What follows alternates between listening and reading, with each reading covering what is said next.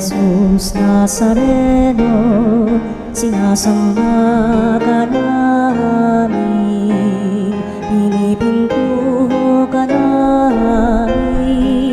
Aral mo ang aming buhay at kaligtasan, Nuestro Padre Jesus Nazareno, iligtas mo kami sa kamatayan. Ang krus mong pinamatayan ay sagisag ng aming kaligtasan. Nuestro Padre Jesus Nazareno, dinarangal ka namin. Nuestro Padre Jesus Nazareno, inulwalhati ka namin. Nuestro Padre Jesus Nazareno, inarangal ka namin. Nuestro Padre Jesus Nazareno, inulwalhati ka namin.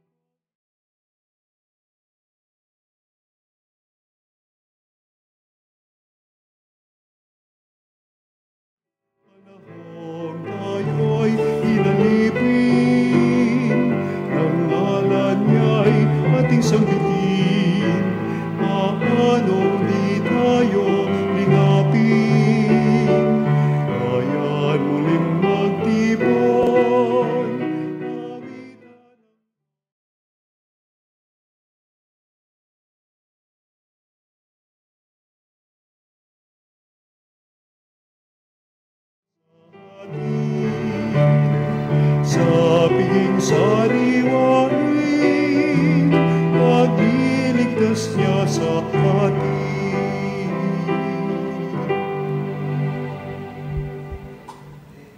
Mga kapatid, tayo'y natitipon sa ngalan ng Ama, ng Anak at ng Espiritu Santo. Amen. Ang pagpapala ng ating Panginoong Hesukristo, ang pag-ibig ng Diyos Ama, ang napakipagkaisa ng Espiritu Santo, naway sumainyong lahat. At sumayo rin. Mga kapatid, aminin natin ang ating mga kasalanan upang tayo maging marapat gumanap sa banal na pagdiriwang. Inaamin ko sa makapangyarihang Diyos at sa inyo mga kapatid na lubha akong nagkasala sa isip, sa salita, sa gawa at sa aking pagkukulang, kaya'y sinasamo ko sa mahal na Birheng Maria, sa lahat ng mga anghel at mga banal, at sa inyo mga kapatid, na ako'y panalangin sa Panginoong ating Diyos. Kaawaan tayo na makapangyarihang Diyos, patawarin tayo sa ating mga kasalanan, at patnubayan tayo sa buhay na walang hanggan. Amen. Panginoon, kaawaan mo kami. Panginoon, kaawaan mo kami. Kristo, kaawaan mo kami. Kristo, kaawaan mo kami. Panginoon, kaawaan mo kami. Panginoon, kaawaan mo kami. Manalangin tayo. Ama naming makapangyarihan, pukawin mo sa iyong sambayanan ng Espiritu na pumuspos kay San Josaphat upang mag-alay ng kanyang buhay para sa mga tupa, pakundangan sa kanyang panalangin, kami mga pinagtibay ng Espiritong ring ito, ay huwag na huwag mag-atubiling mag-alay ng buhay para sa kapwa sa pamagitan ni Hesukristo, kasama ng Espiritu Santo, magpa sa walang hanggan. Amen. Pagbasa mula sa Aklat ng Karunungan. Mga hari, pakinggan ninyo ito at unawain. Mga namamahala sa buong daigdig, pag-aralan ninyo ito. Makinig kayo, mga pinuno ng maraming bansa. Kayo nang ipinagmamalaki ay ang dami ng inyong mga nasasakupan. Ang pamamahala ninyo'y kaloob ng Panginoon at ang kapangyarihay mula sa kataas-taasan. Siya ang susuri ng inyong mga gawa at sisiyasat ng inyong mga panukala. Kung sa inyong pagiging tagapamahala ng kanyang kaharian ay hindi kayo magiging tapat, kung hindi ninyo susundin ang kautusan, at kung hindi kayo mamumuhay ayon sa kanyang kalooban, madali siyang paririto at parurusahan kayo ng mabigat na parusa. Walang katulad ang bigat ng parusang inilalaan niya sa mga namumuno at makapangyarihan. Kung ang mga aba ay kahahabagan at patatawarin, ngunit ang mga nasa kapangyarihan ay mahigpit na hatulan. Ang Panginoon ng lahat ay hindi natatakot kanino man, gaano man siya kadakila. Siya ang may likha sa lahat, sa dakila at sa aba, kaya't pare-pareho lang ang tingin niya sa lahat. Ngunit mas mahigpit ang paghatol niya sa mga nasa kapangyarihan. Kaya nga, mga hari, sinasabi ko sa inyo ang mga bagay na ito upang matuto kayo at nang hindi kayo magkamali. Ito ay mga banal na bagay, at kung gagamitin ninyo sa paraang banal, kayo rin ay magiging banal. Pag natutunan ninyo ang mga aral na ito, maipagtatanggol ninyo ang inyong sarili sa araw ng paghukom. Kaya nga, pahalagahan ninyo ang aking mga aral. Unawain ninyo ito at kayo'y matuto. Ang salita ng Diyos. Salamat sa Diyos.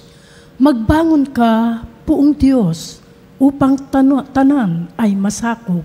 Magbangon ka, Poong Diyos, upang tanan ay masakop. Bigyan ninyong katarungan ang mahina at ulila, at huwag ninyong aapihin ang mahirap at may dusa.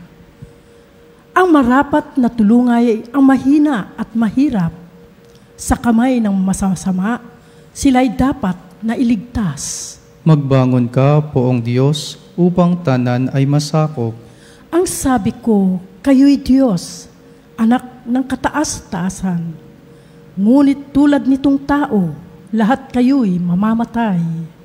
Katulad din ng prinsipe, papanaw ang inyong buhay. Magbangon ka, Poong Diyos, upang tanan ay masakop. Alleluia, Alleluia,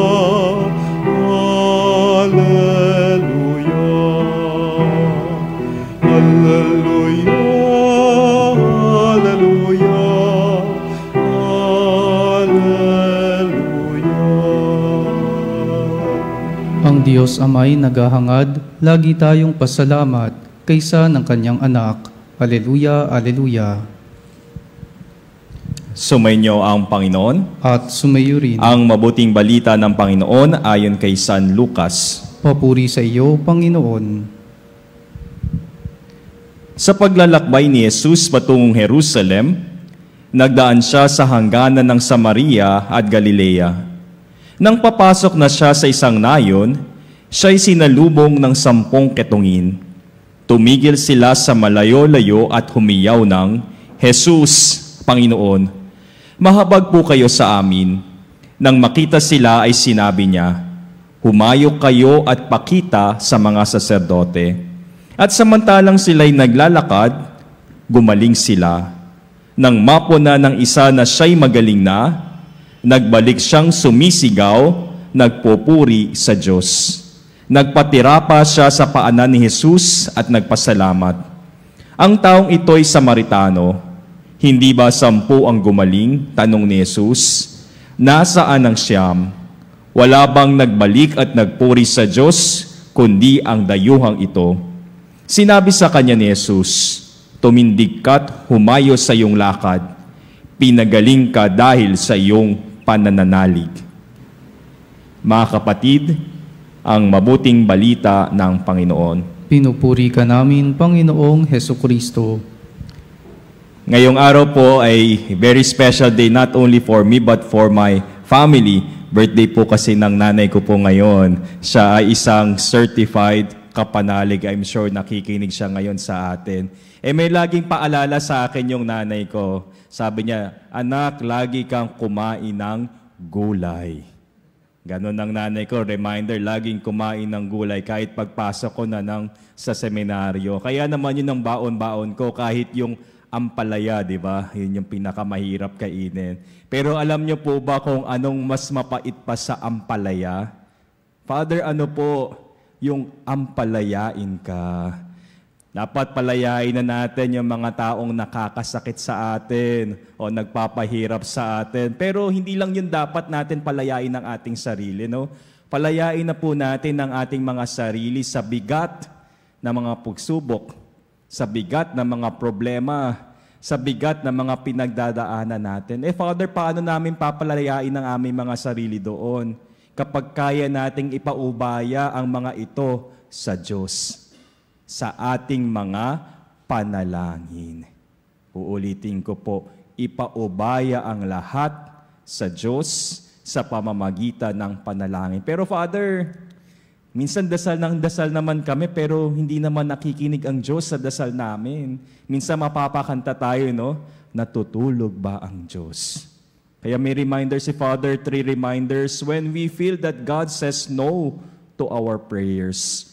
First, God says no because He wants to give you something better. May nakalaan ang Diyos sa atin para sa ikakabuti natin. Second, God says no because He wants to give it to you at a better time. Siguro hindi pa ngayon kasi hindi pa tayo handa, pero ibibigay yun sa iyo ng Diyos sa tamang panahon. Ikatlo, third, God says no because He wants you to become better. Yung panalangin po natin, hindi po yung para baguhin ng Diyos. Yung panalangin po ay para baguhin ang ating mga sarili, nang sa gayon para sa ating ikakabuti. 3 points po natin. Usually po, ito po yung lagi natin napapansin kapag feeling natin hindi tumutugon ang Diyos sa ating panalangin. Pero minsan, no, ang hirap tignan, no, kung nakikinig naman ang Diyos sa atin at when He say directly yes to our prayers, yun po, hindi po natin napapansin. Sad to say. Kaya nga napakaganda po ng ebanghelyo natin ngayong araw para sa ating pagnilayan kapag ang Diyos naman ay nagsisay yes to our prayers. Balikan po natin yung 10 ketungin. Pinakinggan po ng Diyos ang kanilang panalangin. Pero ano pong nangyari? Isa lang po ang nakapansin. So ano pong dapat gagawin natin, Father? Anong paalala sa atin ng ebanghelyo natin ngayong araw? 3 points din po. Mahilig po si Father sa 3 points. First point po natin, matuto tayong magpasalamat. Father, paano? Di ba usually ginagawa po natin, kinakount lang po natin yung blessings natin, no? Nagka-count tayo. Pero no challenge ni Father, let us name our blessings. And when we recognize that we are blessed, we will always be thankful. Kapag alam natin na tayo ay binayaan ng Diyos, meron tayong mapagmahal ng Diyos, tayo ay matututo laging magpasalamat. Second point, hindi lang po magpasalamat, dapat bumabalik tayo sa Diyos. Tulad po nung ketungin na gumaling, yun po yung kadalasan natin, yung simbahan, puno po pag meron tayong hinihiling. Pero kapag natugunan na at sinagot na ni Lord ang ating panalangin, nalilimutan na natin siya muli. Kaya paalala rin sa atin sa ating ebanghelyo ngarong araw, bumalik tayo lagi sa Diyos. Yung panalangin po, it's a continuous relationship. Hindi po yung natatapos kapag meron lang po tayong hinihiling kay Lord. Hindi lamang po natin nilalapit sa Diyos ang ating mga dalangin, inilalapit po natin ang ating mga sarili sa Diyos. Ikatlong punto po, paalala sa atin ng ating ebanghelyo ngayon, tayo rin po mismo ay maging mabuti. If we receive something that is good, we cannot but share it to others. Tayo naman din po ang gagawing daluyan ng biyaya ng Diyos sa ating kapwa.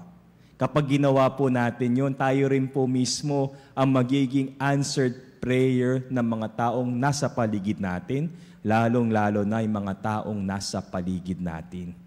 3 punto, paalala sa ating ebanghelyo, when God says yes to our prayers, matutong magpasalamat. Bumalik tayo sa Diyos at tayo mismo ang maging daluyan ng biyaya sa ating kapwa. Paalala sa atin, maging better po tayo, hindi bitter. Amen.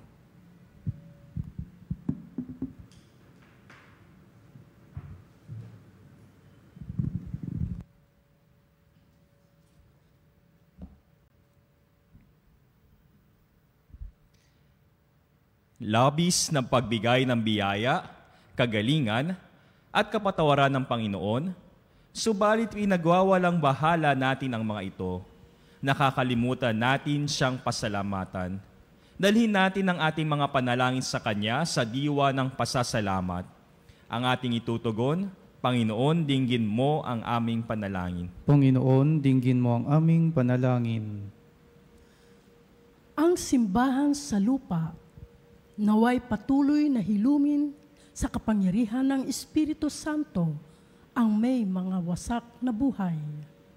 Manalangin tayo sa Panginoon. Panginoon, dinggin mo ang aming panalangin.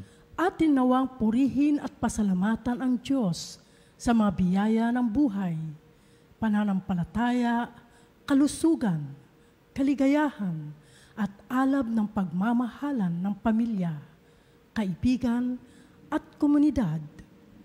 Manalangin tayo sa Panginoon. Panginoon, dinggin mo ang aming panalangin. Tayo naway laging magpasalamat sa lahat ng aspeto ng ating buhay para sa pag-ibig na ibinuhos sa atin ng Diyos noong ang kininiya tayo bilang Kanyang mga anak. Manalangin tayo sa Panginoon. Panginoon, dinggin mo ang aming panalangin. Ang mga may sakit at mga nabibigatan sa buhay, naway makita ang katangi-tanging pag-ibig at kalinga ng Diyos sa pamamagitan ng pagmamalasakit ng kanilang mga kapamilya. Manalangin tayo sa Panginoon. Panginoon, dinggin mo ang aming panalangin. Ang mga yumao, naway mapabilang sa mga banal sa pagsamba sa Diyos sa langit. Manalangin tayo sa Panginoon. Panginoon, dinggin mo ang aming panalangin. Idulog rin natin sa Panginoon ang bukasyon para sa pagpapari at sa buhay reliyoso at reliyosa. Manalangin tayo. Panginoon, dinggin mo ang aming panalangin.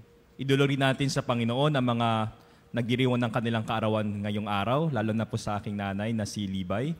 Manalangin tayo sa Panginoon. Panginoon, dinggin mo ang aming panalangin. Ama naming Diyos, pinasasalamatan ka namin para sa aming mga buhay at sa bagong buhay na iyong pinagkakaloob sa amin sa pamamagitan ni Kristo, aming Panginoon. Amen.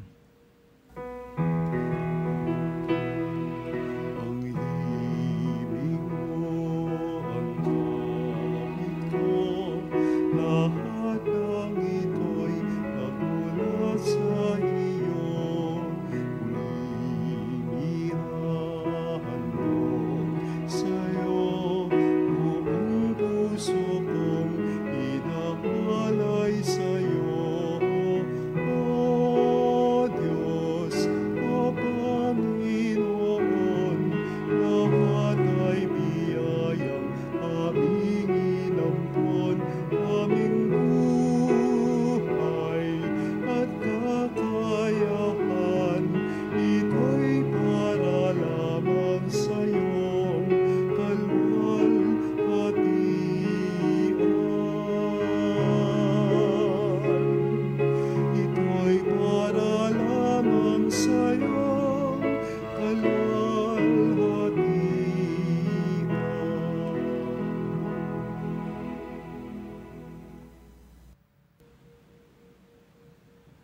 Manalangin kayo mga kapatid, ang pampagahay natin ay kalugdan ng Diyos amang makapangyarihan. Tanggapin nawa ng Panginoon itong paghahain sa iyong mga kamay, sa kapurihan niya at karangalan sa ating kapakinabangan at sa buong sambayanan niyang banal. Ama naming lumikha, ang mga alay na ito ay gawin mong mapuspos ng iyong pagpapala at kami gawin mong matigib na pananampalatayang di magigitla, na pinaninindigan sa pagdanak ng dugo ni San Josaphat sa pamamagitan ni Jesucristo kasama ng Espiritu Santo magpa sa walang hanggan. Amen. Sumainyo ang Panginoon. At sumayo rin. Itaas sa Diyos ang inyong puso at diwa. Itinaas na namin sa Panginoon.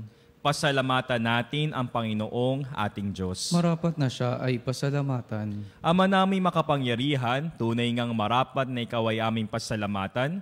Ngayong aming kagalakan na si San Josaphat ay parangalan, siya'y kapanalig naming may paninindigan na ikaw ay ipahayag kahit siya'y mamatay, sapagkat minarapat mong kanyang matularan ang iyong anak na naghain ng sariling buhay tulad ng naganap sa iyong anak.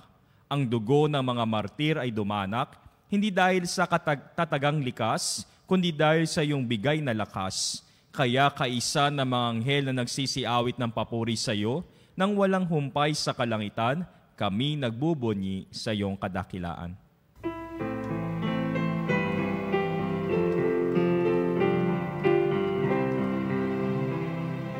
Santo, Santo, Santo, Panginoong Diyos ng mga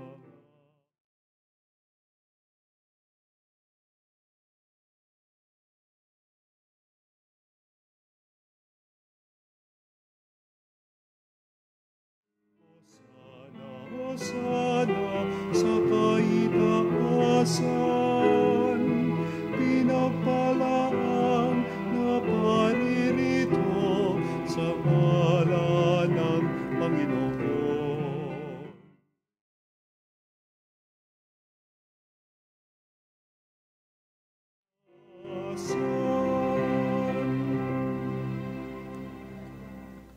Ama naming banal, ikaw ang bukal ng tanang kabanalan.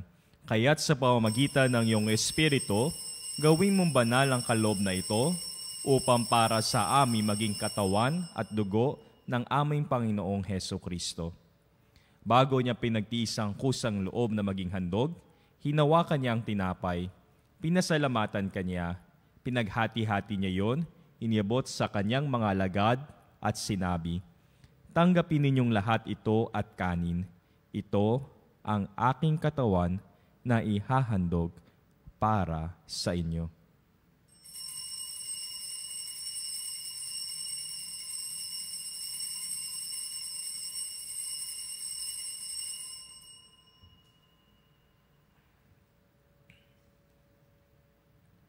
Gayon din naman nung matapos ang hapunan, hinawakan niya ang kalis, muli kanyang pinasalamatan, inabot niya ang kalis sa kanyang mga alagad at sinabi, "Tanggapin ninyong lahat ito at inumin.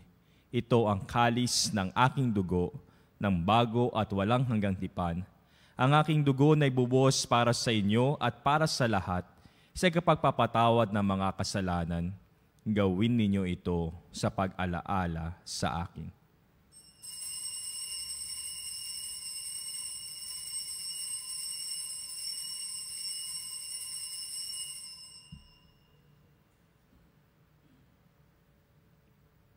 Ipagbunyi natin ang misteryo ng pananampalataya.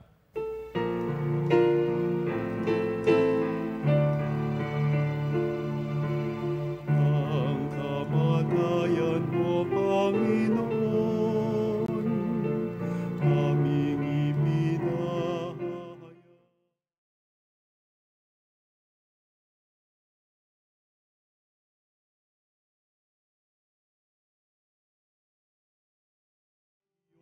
Pagbabalik hanggang sa iyong pagbabalik.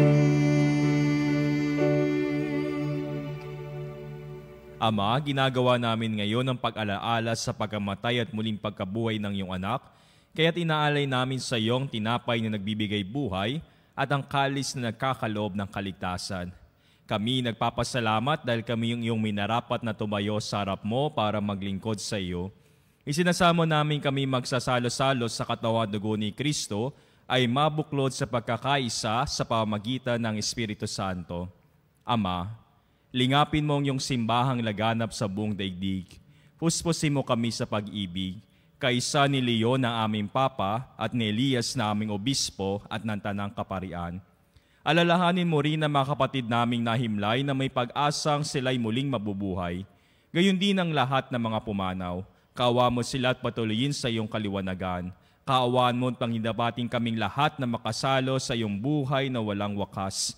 Kaisa na mahal na Birheng Maria, na ina ng Diyos, ni San Jose na kanyang esposo, kaisa na mga apostol, ni Santo Domingo de Guzman, ni San Josafat, at ng lahat ng mga banal na namuhay dito sa daigdig ng kalugod-lugod sa iyo, may pagdiwang nawa namin ng pagpupuri sa ikararangal mo sa pamagitan ng iyong anak na aming Panginoong Heso Kristo.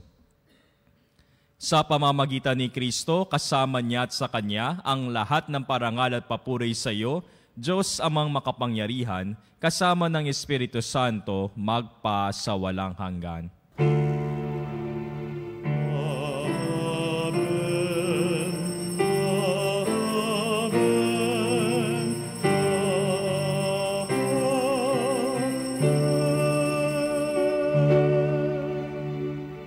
Sa tagubilin ng mga nakagagaling na utos sa turo ni Jesus na Panginoon natin na Diyos, ipahayag natin ng lakas loob.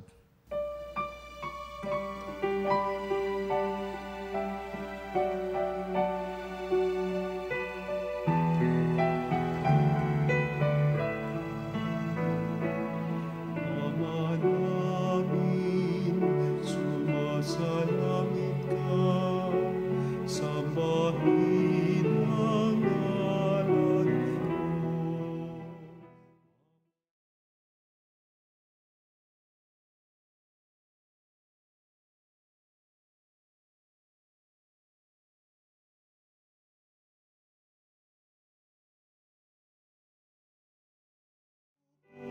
Para ng salangit, bigyan mo po kami ngayon ng aming kakanin sa araw.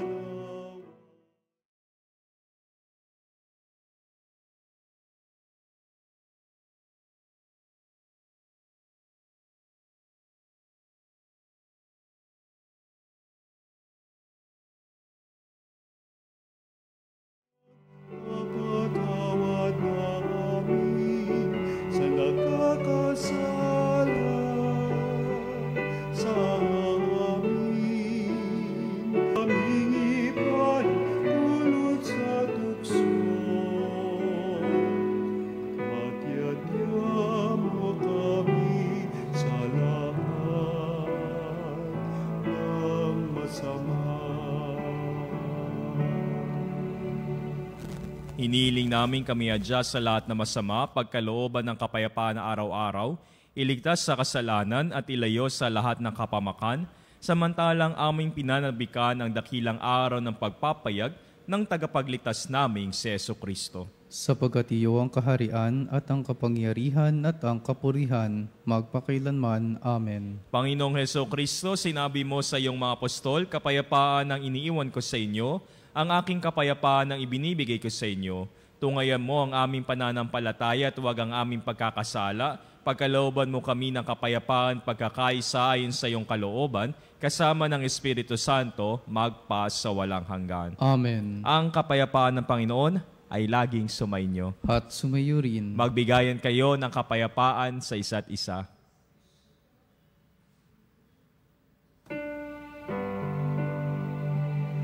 Cordero ng Diyos, na nag-alis ng mga kasalanan.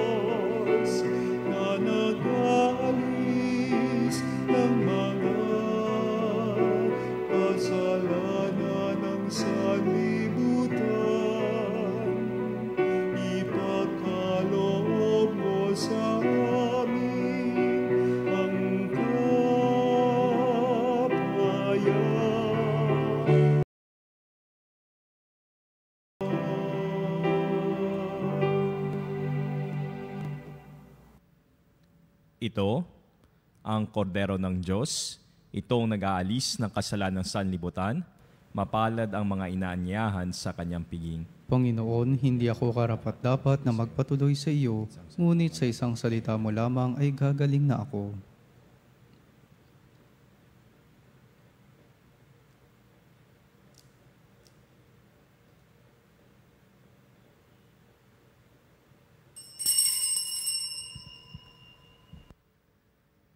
Mga kapanalig, ating dasalin ang komunyong espiritual. O Jesus, nananalig ako sa pananahan mo sa kabanal-banalang sakramento. Minamahal kita higit sa lahat at hangad ka ng aking kaluluwa. Hindi ko man matatanggap ngayon ang iyong katawan at dugo, inaasahan ko na patuloy kang mamumuhay sa aking puso. Naniniwala ako na narito ka at kaisa ka ng aking buong pagkatao. Huwag mong ipahintulot na mawalay ako sa iyo. Amen.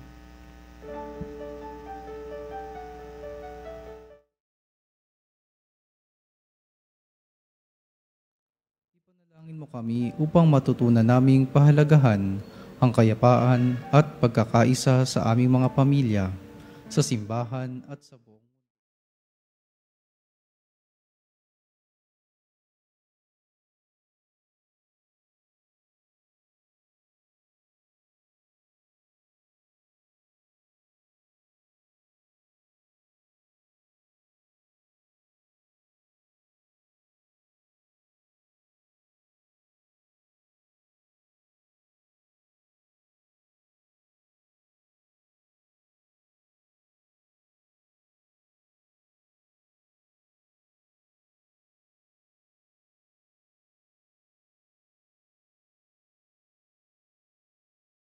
Ama naming mapagmahal, ang banal na pakikinabang na ito ay magdulot nawa sa amin ng espiritu ng katatagan at kapayapaan upang ayon sa halimbawa ni San Josaphat, kami ay kusang maglaan ng aming buhay sa kararangal at pagkakaisa ng iyong sambayanan sa pamamagitan ni Jesucristo kasama ng Espiritu Santo magpa sa walang hanggan. Amen. Panginoong naming Diyos, aming Ama, Ikaw po ang dahilan ng aming pag-iral at sa iyo galing ang aming hiram na buhay. Buong kababaang loob po kaming nananalangin sa iyo at nagmamakaawa. Kalugdan mo po ang mga kaluluwa ng aming mahal na kapatid na yumao sa daigdig na ito.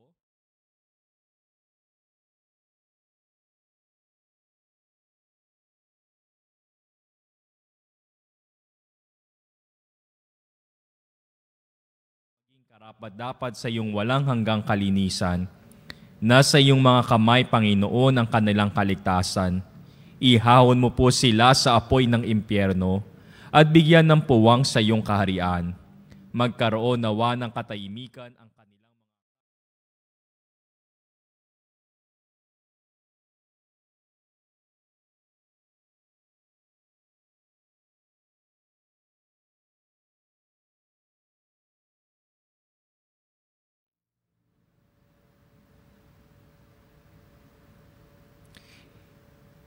Hinihiling po namin ito sa pamamagitan mo, kaisa ng pagkakandili na mahal na inang si Maria at ni San Jose, na patron ng mapayapang kamatayan. Amen. Eternal rest grant unto them, O Lord. And let perpetual light shine upon them. May they rest in peace. Amen.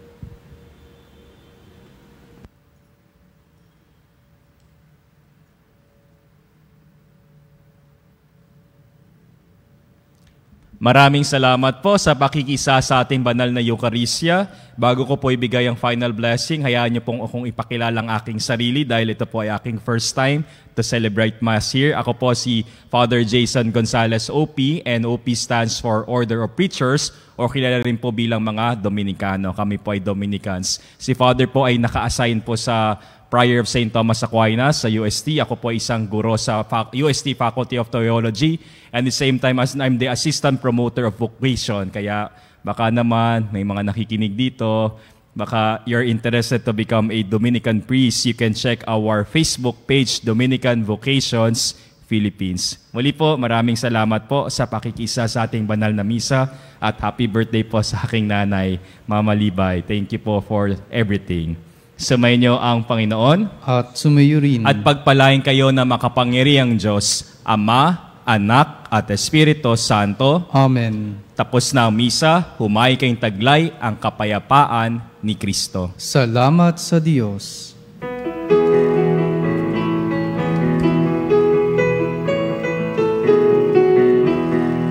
Magsihawid kayo sa Panginoon. Hallelujah! Magsihawid sa Panginoon.